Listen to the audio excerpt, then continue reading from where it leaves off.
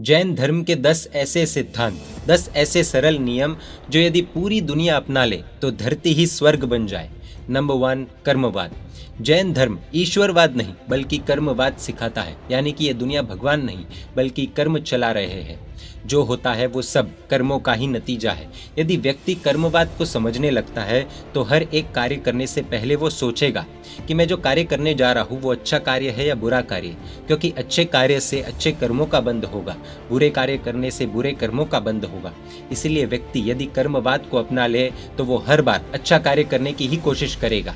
जब व्यक्ति अच्छा कार्य करेगा तो नियति उसकी झोली में आज नहीं तो कल मीठा फल ही देगी। सुनने में बहुत सिंपल लग रहा होगा, लेकिन थोड़ा डेप्थ में देखने जाए तो एक उदाहरण लेते हैं। मान लेते हैं कि एक व्यक्ति के साथ धोखा हुआ। हो सकता है सामने वाला ज्यादा ताकतवर हो, इसीलिए केस वगैरह करने के बाद भी कुछ हासिल नहीं हुआ। अंत में यह धोखा खाया हुआ व्यक्ति जिंदगी से हार जाता है, डिप्रेशन में जाता है और हर बार बदला लेने की ही सोचता है। जिंदगी में आगे बढ़ने की नहीं सोचता, अंदर ही अंदर घुटता जाता है, यानी कि हर रोज एक नई मौत मरता है। अब सिचुएशन यही रखते हुए कर्मवाद को इसमें डालते हैं। मान लेते हैं धोखा हुआ, सामने वाला ताकतवर, केस आदि किए लेकिन कुछ हासिल नहीं हुआ। अब धोखा खाया हुआ व्यक्ति यदि ये सोच ले कि कोई बात नहीं, या तो ये मेरे पूर्व के कर्म होंगे, पहले कुछ बुरा किया होगा इसलिए ये सब भोगना पड़ रहा है, या फिर यह व्यक्ति मेरे साथ अन्याय कर रहा है तो ठीक है कोई बात नहीं, कर्म राजा इसका सही हिसाब करेगा, मैं क्यों अपना वक्त बर्बाद करूं। और अपनी जिंदगी में यह व्यक्ति आगे बढ़ता है, क्योंकि the show must go on.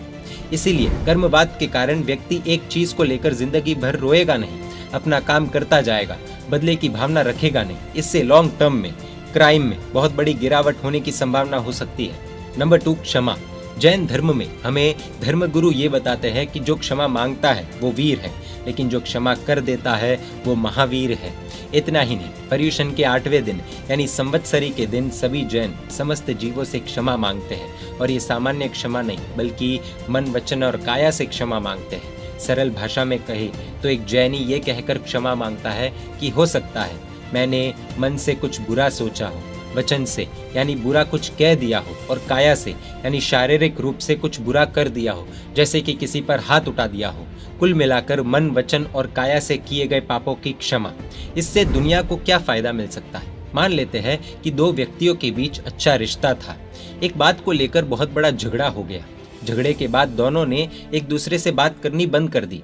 अब यदि एक व्यक्ति आगे बढ़कर क्षमा मांगता है ये सोचकर कि भले ही सामने वाले की गलती हो, लेकिन क्षमा मांगने से मैं छोटा नहीं हो जाऊंगा, और क्षमा मांगते ही सामने वाला सोचता है कि ये तो अच्छा व्यक्ति है, खामखा मैंने इसको बुरा भला कह दिया, चलो इसे क्षमा कर देता हूँ, और मेरी भी गलती है तो मैं भी सॉरी बोल देता हूँ।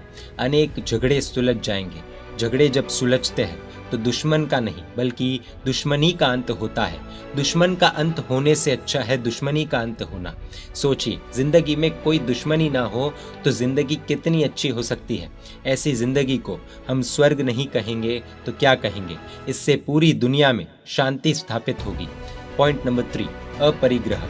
हम जैनों को बचपन से ही अपरिग्रह सिखाया जाता है। अपरिग्रह यानी त्याग। हो सकता है कि जो लोग जैन धर्म की जानकारी न रखते हो उन्हें शायद ये बेवकूफ़ी लगेगी, लेकिन इसके पीछे अनेक रहस्य हैं। उदाहरण लेते हैं, एक व्यक्ति जो ट्रैवल कर रहा है उसके पास यदि ज़्यादा सामान होगा तो हर बार उसे अपना सामान उठाते समय नानी याद आती है। ऐसे में यदि उस व्यक्ति का सामान कम हो तो बिना टेंशन खुशी खुशी वो अपना सामान उठाकर चल लेता है। अब यहाँ पर समझने वाली बात यह है कि जीवन में संतोष तो हमें कभी प्राप्त होता नहीं।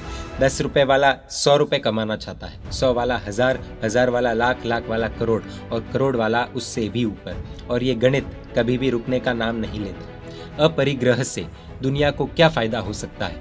अपरिग्रह से व्यक्ति अपनी एक सीमा बनाता है कि मुझे इतना ही चाहिए, इसके बाद जो भी होगा या कमाऊंगा या मेरे पास आएगा वो मैं गरीबों में बांट दूंगा, दान कर लूंगा, या फिर मंदिर बनवा दूंगा, या धर्मशाला बनवा दूंगा, या जीव दया में दे दूंगा, या फिर कोई भी अच्छा कार्य करूंगा।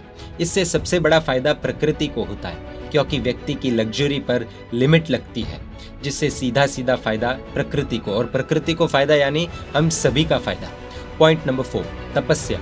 जैन धर्म की एक खास और अनोखी दवा तपस्या। ऐसे तो तपस्या से फायदों की लंबी लिस्ट है, शरीर और आत्मा दोनों को फायदा होता है, लेकिन फिलहाल हम सिर्फ शरीर की बात कर लेते हैं। तपस्या यानी फास्टिंग।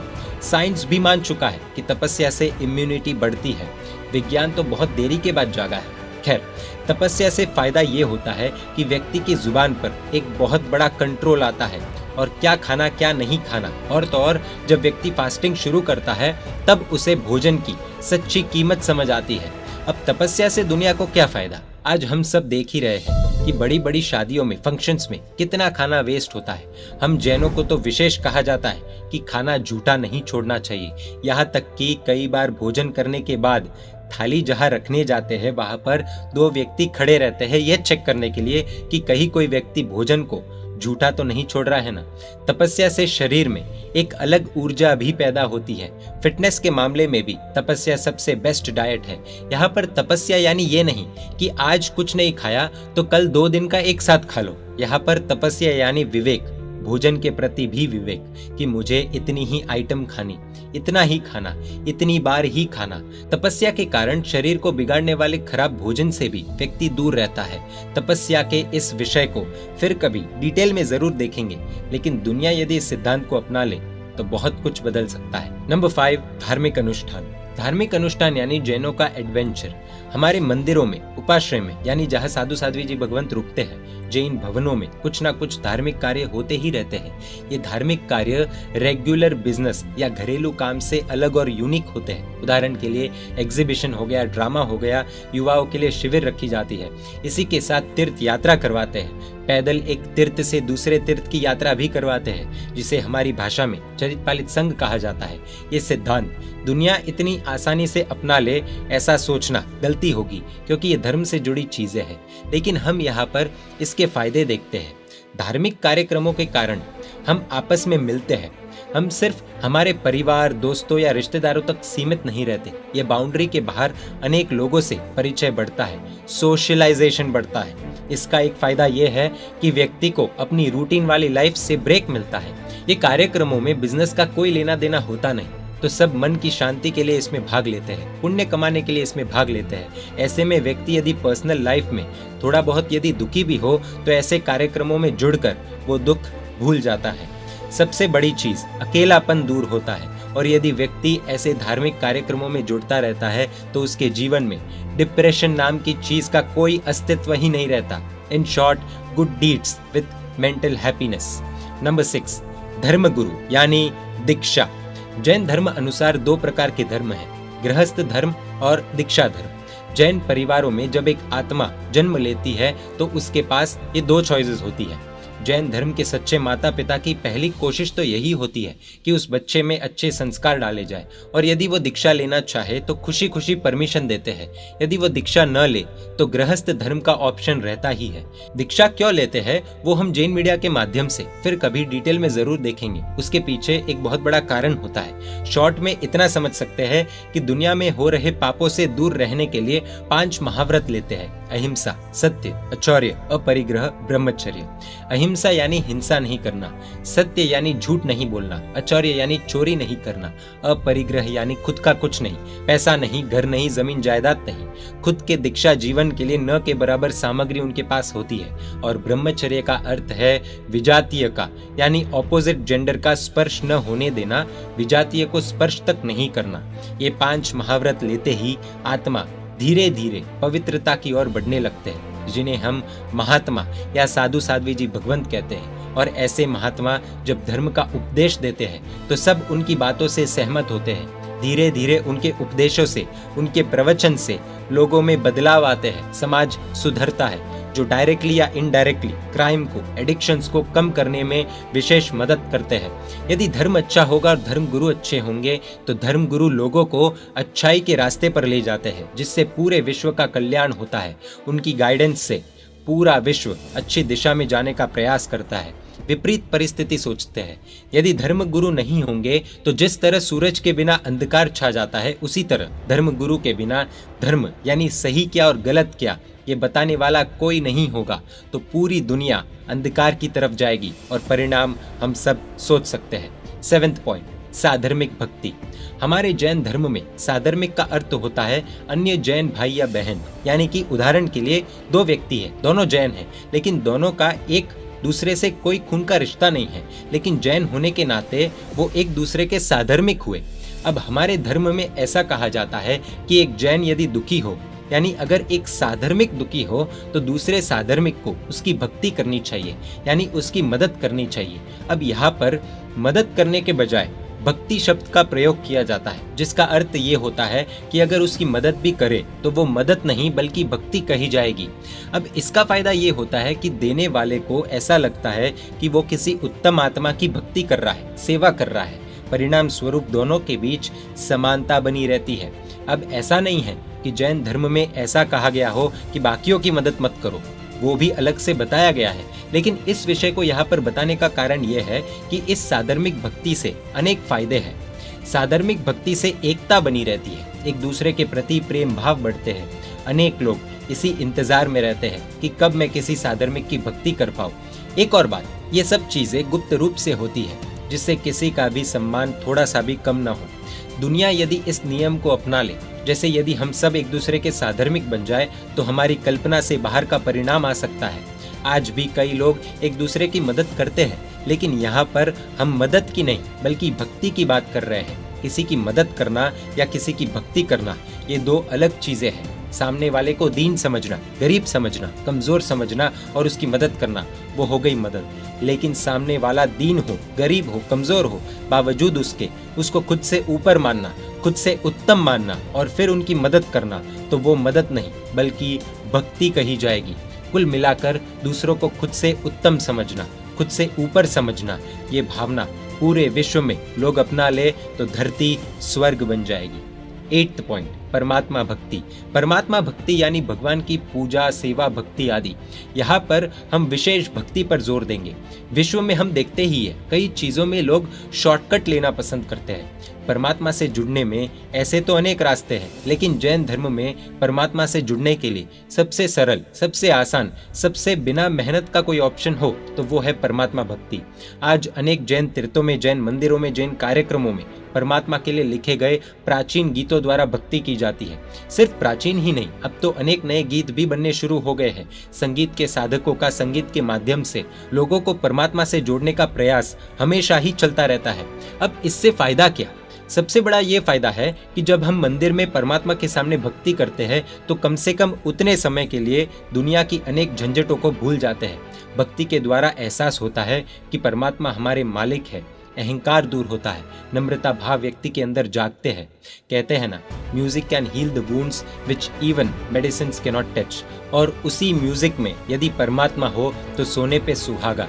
दुनिया में संगीत तो चल ही रहा है, लेकिन यदि ये संगीत परमात्मा से जोड़ने का काम करे तो व्यक्ति को अंदर ही अंदर खुद के दुर्गुणों के प्रति निंदा भाव आने शुरू हो जाते हैं। धीरे धीरे व्यक्ति अच्छाई की तरफ बढ़ता है। 9th पॉइंट, अहिंसा। जैन धर्म का सबसे बड़ा सिद्धांत अहिंसा। अहिंसा यानी कि मन से, वचन से, काया से किसी को भी तकलीफ नहीं देना। यदि पूरी दुनिया अहिंसा का रास्ता अपना ले तो क्या क्या फायदे हो सकते हैं, वो ज्यादा कुछ कहने की जरूरत नहीं है। सिर्फ और सिर्फ हिंसा के कारण अनेक बीमारियों का, अनेक वायरसेस का जन्म हुआ है। कर्म में यदि हम मानते हैं तो हमें एक चीज क्लियरली समझनी होगी कि यदि किसी जीव को तकलीफ देंगे तो वही कर्मों का सामना हमें आज नहीं तो कल करना ही पड़ेगा। आज अनेक पशुओं को अनगिनत मात्रा में मारा जा रहा है। इतने वायरसेस, बीमारियां आने के बाद भी हमने सीख कहा ली है, अंधी दौड़ में दौड़े जा रहे हैं। यदि ये दौड़ नहीं रुकी तो अंत ज्यादा दूर नहीं है। अहिंसा एक ऐसा सिद्धांत है जो स्वाभाविक रूप से हर मनुष्य में आ जाए तो दो सबसे बड़े फायदे होंगे। एक तो ये कि व्यक्ति हिंसा के कारण जो कर्मों का बंद करते हैं वो बंद होगा। परिणाम स्वरूप धरती पर बीमारियां, वायरसेस कम जन्म लेंगे। वरना आज हम देख ही रहे हैं कि बीमारियों के बीच, वायरसेस के बीच जिंदगी कैसी होती है। किसी के साथ ऐसा नहीं होना चाहिए, लेकिन जब हमारा कोई अपना मृत्यु को प्राप्त होता है तब तो हमें बहुत दुख होता है। तो क्या जानवरों में, मासूम जीवों में ऐसी ही भावना, ऐसे ही इमोशंस नहीं होते होंगे?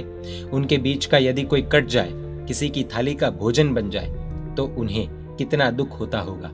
उनकी हाय लेकर जीने वाले क्या शांति से कभी जी पाएंगे? एक बात यहाँ पर हम सभी को समझनी होगी कि यदि पूरे विश्व में शांति फैलानी है, शांति स्थापित करनी है, तो अहिंसा ही एकमात्र रास्ता है। 10th पॉइंट, जीव दया। जीव दया का अर्थ जीवों पर दया करना।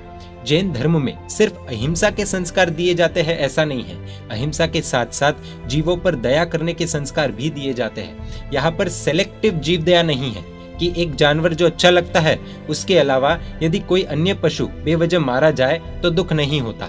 No hypocrisy. जैन धर्म में हर जीव को समान दृष्टि से ही देखा जाता है, फिर चाहे वह छोटी सी चींटी हो या बड़ा सा हाथी। ये थोड़ा संवेदनशील मुद्दा है, लेकिन एक कड़वा सच तो हम सबको आज नहीं तो कल स्वीकारना ही होगा। जीवों के प्रति करुणा ना दिखाने के कारण, जीवों के प्रति दया ना दिखाने के कारण क्रूर मानवों ने अनेक बीमारियों को जन्म दिया है। पता सबको है, बड़े से बड़े देश वास्तविकता जानते हैं कि जीवों के प्रति दया ना करने के कारण आज कुदरत हमारे साथ क्या कुछ कर रही है, लेकिन कोई भी देश इस दिशा में कोई भी बड़ा कदम लेना ही नहीं चाहती है। लाखों जीवों को रोज मारा जाता है। जैन धर्म में हमें इसी पाठ को विस्तार से सिखाते समय ये विशेष बताते हैं कि किसी को भी तकलीफ नहीं देनी, सभी जीवों पर दया करो, यानी कि हो सके उतना जीवों के लिए दान करो। जीवों को मारने पर उनकी हाय मिलती है तो उनको भोजन देने पर, उनको संभालने पर दुआ भी तो मिलती है। उसका पेट शांत होगा तो कहीं ना कहीं पेट भरने वाले के लिए प्रार्थना भी तो करेगा। इससे व्यक्ति का फायदा ये होता है कि जीवों पर दया करने के कारण हिंसा के कर्मों का बंद नहीं होता, उल्टा कर्म राजा के हिसाब किताब में पुण्य का खाता बढ़ता है। यदि पूरी दुनिया जीव दया का ये विशेष सिद्धांत अपना ले तो एक तो व्यक्ति के अंदर करुणा भाव बढ़ेंगे, प्रेम भाव बढ़ेंगे। दूसरा ये कि सब शांति से रहना सीखेंगे, क्योंकि जो व्यक्ति जानवरों पर दया करेगा वो इंसानों पर भी दया करना सीखेगा। इसके अलावा हम अनेक बीमारियों से बच पाएंगे। एक और बात यहाँ पर विशेष समझने जैसी है कि भले ही कानून जानवरों के मामले में इतना सख्त नहीं है, लेकिन कर्म राजा के ऑफिस में इसका हिसाब एकदम सही तरीके से होता है। ये हमने देखे 10 पॉइंट्स। ऐसे तो जैन धर्म के अनेक सिद्धांत हैं जो पूरी दुनिया अपना सकती है, और खास बात यह है कि ये सारे सिद्धांत साइंस जो बताता है उससे ज्यादा साइंटिफिक है, और इन्हें अपनाने से किसी का धर्म न बदलेगा, ना ही किसी धर्म को नुकसान होगा। तो ऐसा नहीं है कि इनमें से कोई सिद्धांत अपना लिया तो कोई धर्म खतरे में पड़ जाएगा। हाँ, अधर्म जरूर खतरे में पड़ सकता है। यदि आप जैन धर्म के और भी सिद्धांतों को जानना चाहते हैं, समझना चाहते हैं, तो अपना फीडबैक कमेंट्स में जरूर दीजिएगा। विश्व के सभी जीव स्वस्थ रहे, खुश रहे, सुखी रहे, पूरे विश्व में अहिंसा और शांति स्थापित हो, यही परमपिता परमात्मा से प्रार्थना। जैन मीडिया पर ऐसे वीडियोस आते रहेंगे। देखने के लिए आपको Jain media YouTube channel subscribe कर नोटिफिकेशंस के लिए बेल आइकन प्रेस करना होगा। आप हमें फेसबुक और इंस्टाग्राम पर भी फॉलो कर सकते हैं। परमात्मा के आज्ञा विरुद्ध कुछ भी कहा हो तो मिच्छामि दुक्कडम। जय जिन शासन, जय महावीर।